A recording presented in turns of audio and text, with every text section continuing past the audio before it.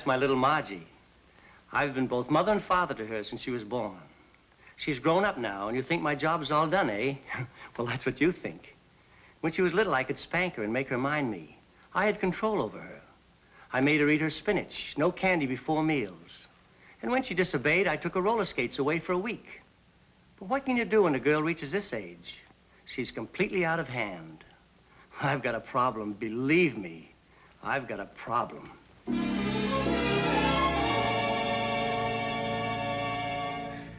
That's my father. I've raised him from childhood. That is, my childhood. He's nearly 50 now, and you'd think he'd settle down, wouldn't you? Well, that's what you think. Today, he looks better in shorts on a tennis court than fellas 25. Girls wink at him, and what's worse, he winks back at them. I want a nice, old, comfortable father. I try to look after him, but he just won't settle down. I've got a problem, believe me, I've got a problem.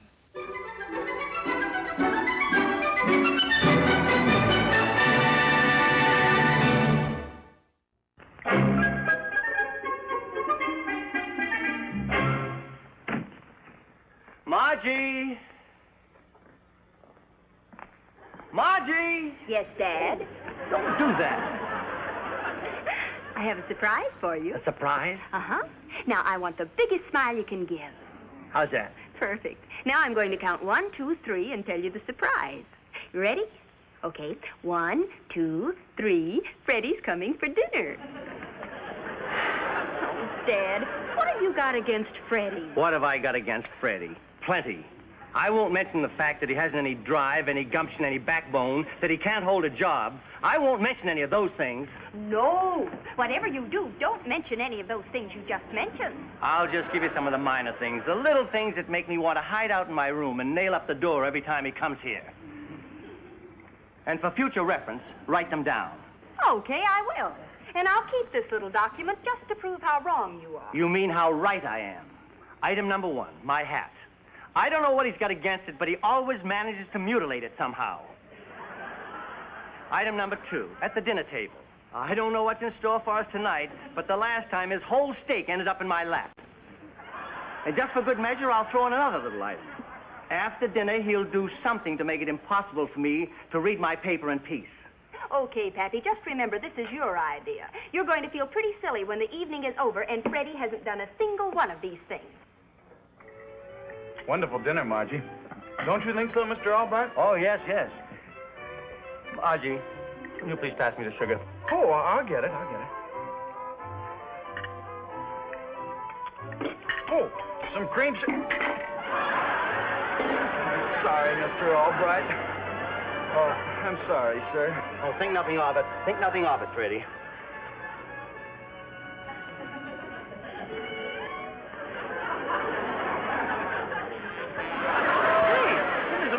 In here, he just buzzed me. No, Freddie, no. But Margie, you know how your father hates mosquitoes. I know, Freddie, but you stay right here. Don't move. I'll get the spray.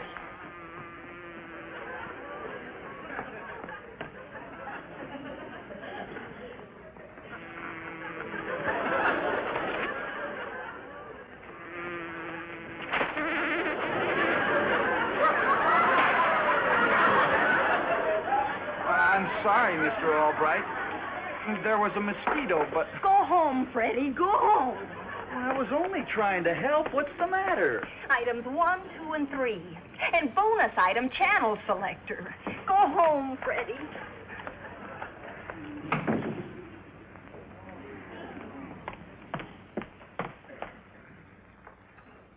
Well, go on, have your laugh and get it over with. I don't have to laugh. The winning team can always afford to be generous. You found fault with every fellow I've ever gone with. That's where you're wrong. The fact that Freddie irks me when he's around is only a small part of it. You're my daughter, and in my opinion, bright and intelligent. And I think you ought to be able to do a little better than Freddie Wilson, that's all. And what do you mean by a little better than Freddie Wilson? Well, a fellow with a future, someone who's going to get someplace in life. Ambitious, aggressive, affirmative, AAA. Ambitious, aggressive. What are you doing? I'm going to memorize that description so I can try and find this fair-haired boy. It's useless trying to talk to you. I'm going to bed. Say, maybe I could put an ad in the paper or run some of those spot announcements on radio and television.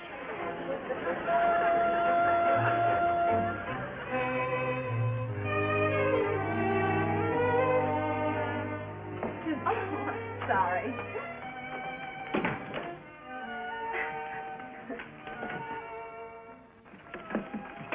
Oh, hi, Betty. Where's my father? I thought I'd drive him home tonight. Sorry, Miss Albright. Can't stop to talk. Have to talk while I work. Your father went to a Turkish bath to soothe his shattered nerves. Shattered nerves? Yes, that's exactly what he said. Oh, what's wrong with him? What happened? Miss Fuller, where are you? Time's wasting, Miss Fuller. That's what happened to your father. That's what's happened to all of us.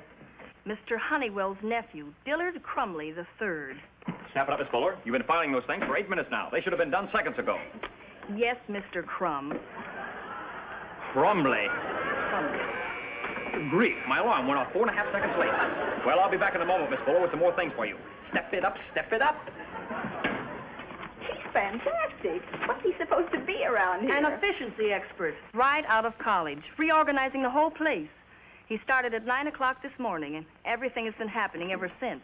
Tell me, Betty, would you say Dillard Crumley III was ambitious, aggressive, and affirmative? What an understatement.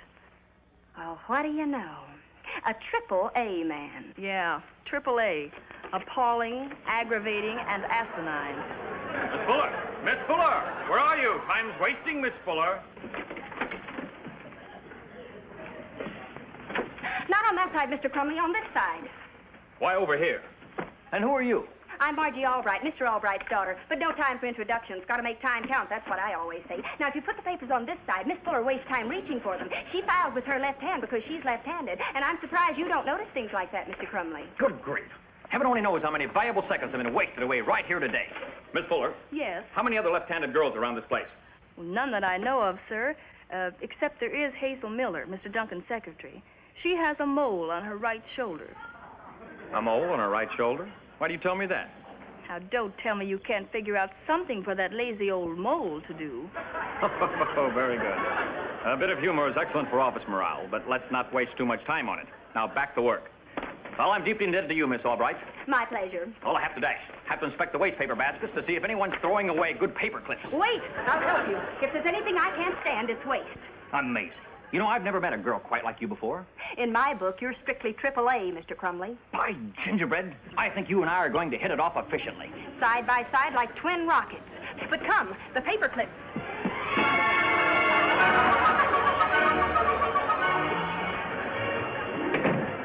Hi, Dad. Sorry about last night. Forget it, honey. And don't ask me why I look so beat. I don't want to talk about it. All right, sweetie. Wait till you hear the surprise I have for you. I found him.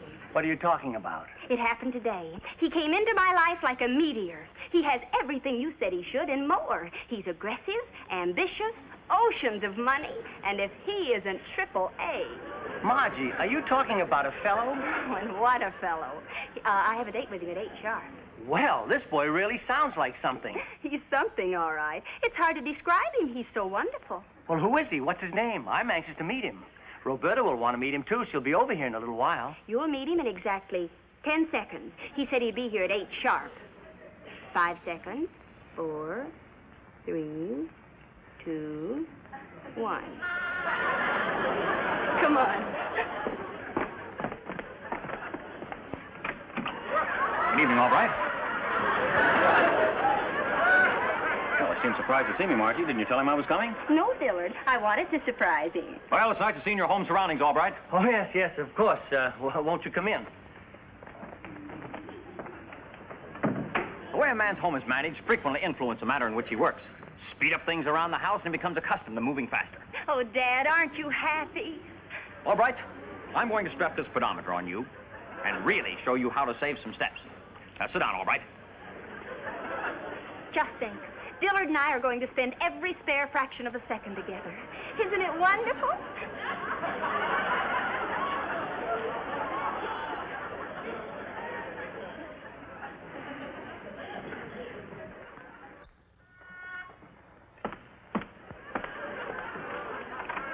Oh, Roberta, come on in and join the gaiety of the living room, which is exactly 47 millimeters from here. What are you jabbering about? And what's this thing? It's a pedometer, or if you prefer, a goody-goody. It tells you exactly how far you walk a meter. Well, what's the idea? Well, I'm learning how to save steps at home to put to good use at the office.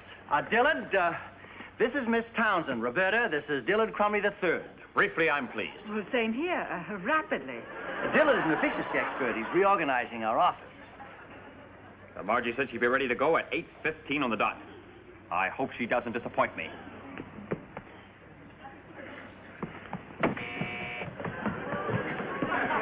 I'm ready. Magnificent. Dillard's taking me to the International Office Equipment Show. Yes, all the latest time-saving devices. Well, shall we dash? Bye. I can't understand it. That fellow doesn't seem like Margie's type. He doesn't seem like anybody's type. Oh, Margie and I had another round about Freddie last night. Oh? I told her I thought she should go with a fellow with some aggressiveness, but I didn't mean Dillard Crumley III. In other words, you asked for it. What do you mean? Vern, do I have to spell it out? In a million years, Margie wouldn't go for a character like that Dillard.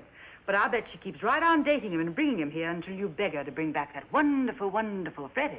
Oh, so that's her little game. Okay, if she wants me to think that she wants Dillard Crumley III, then I'll give her Dillard Crumley III. Oh, no, Vern, whatever you're thinking, don't do it. Margie's as stubborn as you are, and if you start something, there's no telling where it'll end. Don't worry. She'll call it quits when I do what I'm going to do.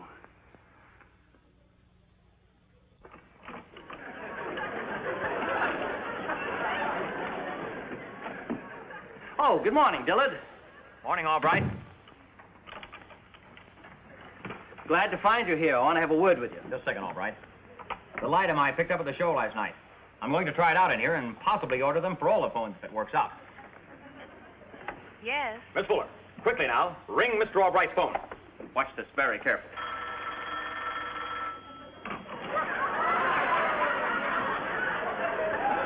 Thank you, Miss Fuller.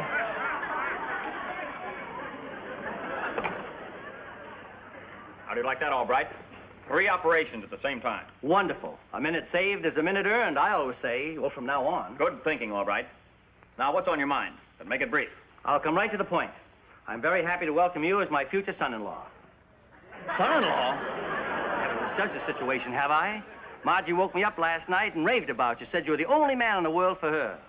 Crumley, you're not toying with my daughter's affections, I hope. Oh, no, sir. Nothing like that, I assure you. Well, fine. Then you'll be getting married any day now. All right, Gingerbread. Margie and I would make a winning team. And teams are always more efficient than individuals.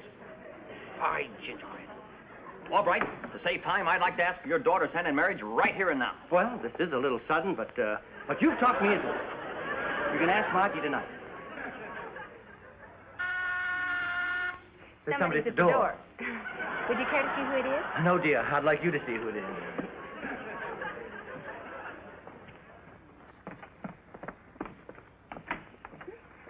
Good evening, Margie. I've come over to ask you a question, and I'd like to clean it up as quickly as possible. Certainly, Dillard.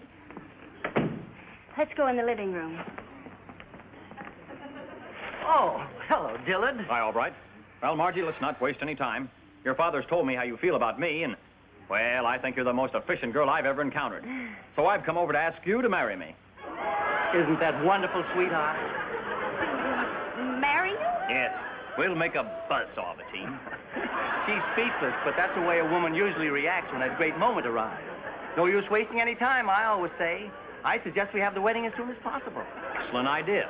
Would it fit into your schedule tomorrow? Then it's all set. I'll see who it is. Hi, Mr. Albright. Come in, Freddie, my lad. Glad to see me, huh? I can truthfully say that your presence here at this particular time gives me an added pleasure that I didn't expect. I pick up the license at 9 a.m. sharp. Zip into the judge's chambers at 9:10 sharp, and that's it. And by careful juggling of our time, we may be able to wangle a weekend honeymoon in less than 2 months. Dillard, this is Freddie Wilson, Margie's former suitor. And, Freddie, this is Dillard Crumley III, Margie's fiancé. A fiancé? We're getting married tomorrow.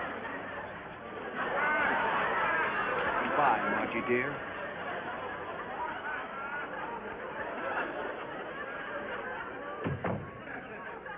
Say, what about an early breakfast here tomorrow morning before the wedding?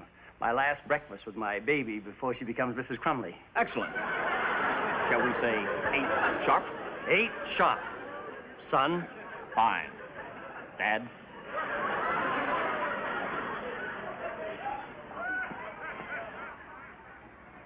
Buzzsaw. Why, honey, what's wrong? Dad, do you really want me to marry him? Well, certainly not if you don't think as much of him as you said. He'll probably come and live with us for a while. I guess you'll enjoy having him around. He really is a load of laughs, isn't he? Well, as long as you care so much for him, darling, I'll learn to get along with him. I'd forget all about him if I even thought you didn't want me to marry him. But you said you thought he was wonderful. If you didn't mean it, why, we'll call the whole thing off. It's a little early, but I think I'll go to bed so I'll be nice and fresh when your future son-in-law arrives in the morning. Yeah, it's a splendid idea. Night, Daddy.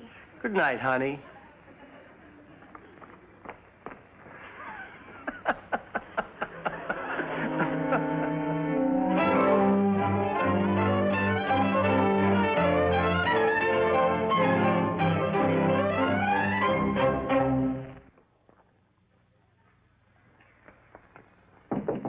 Dad? Yes, dear.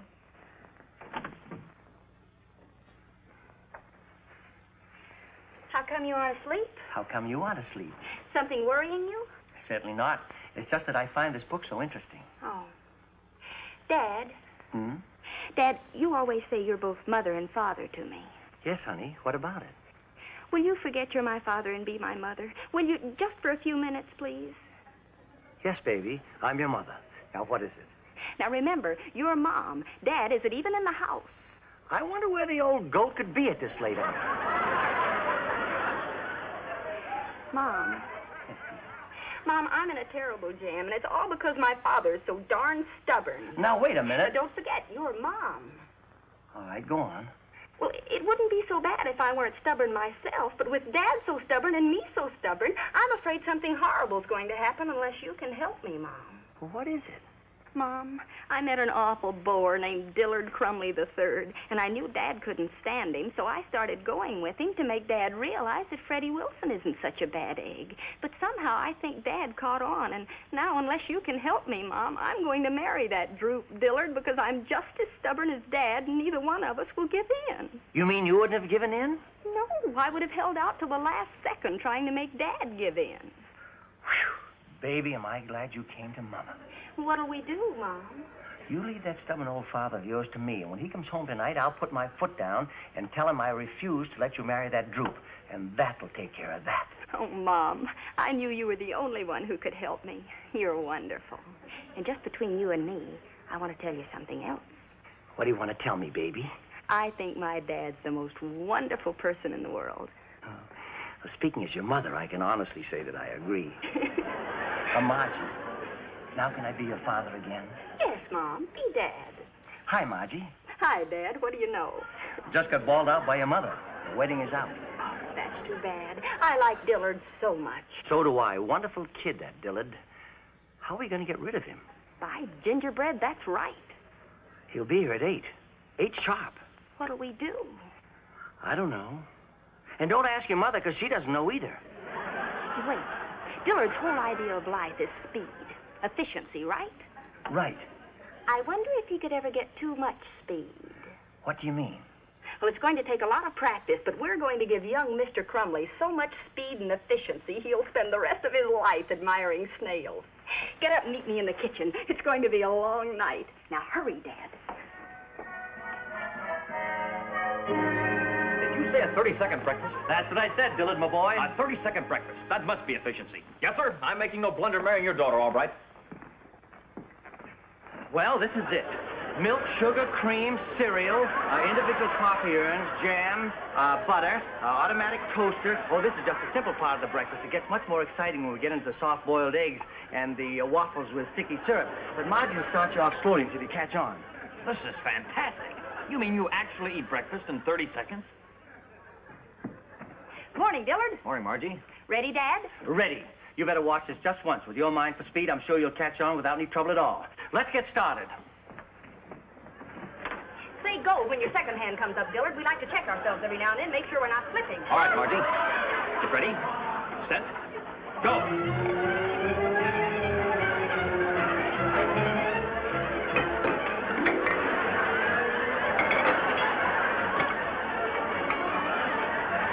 Coffee on. Coffee on.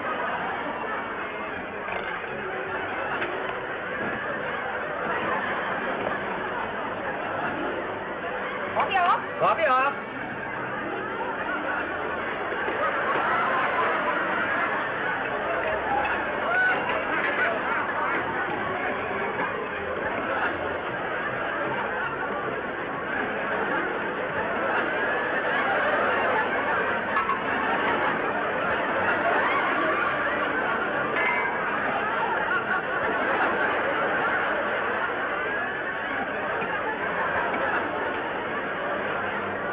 Like gingerbread. 30 seconds. You finished on the dot. Now it's your turn, dear. I'm really not very hungry. Dillard, you may just as well get used to the way your wife serves breakfast. You're going to be married a long time, and the sooner you get used to each other's ways, the better. Ready? I'm not sure I caught on to all of it. Don't worry, you'll get it. Get set. Really nothing to it, I imagine. Go!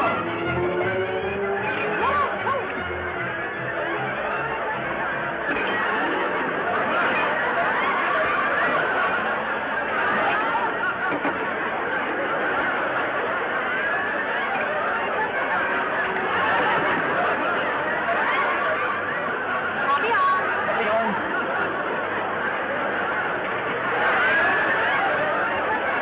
Quick, toast.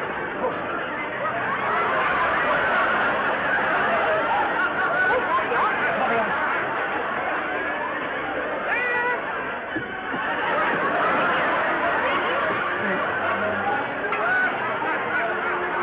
20 full seconds, and you haven't had a mouthful yet. Get everything back to a starting position. Do I have to try it all over again? Well, if you ever want to have breakfast with Margie after you're married, you got to do better than that. You're usually so efficient, Dillard. Now, pull yourself together. This is so simple. Wait till I have one of Margie's dinners. 3 full courses, 63 and 2/10 seconds. Now, let's try it again. Ready? Get set. Go! Toast. Corn flakes. Milk.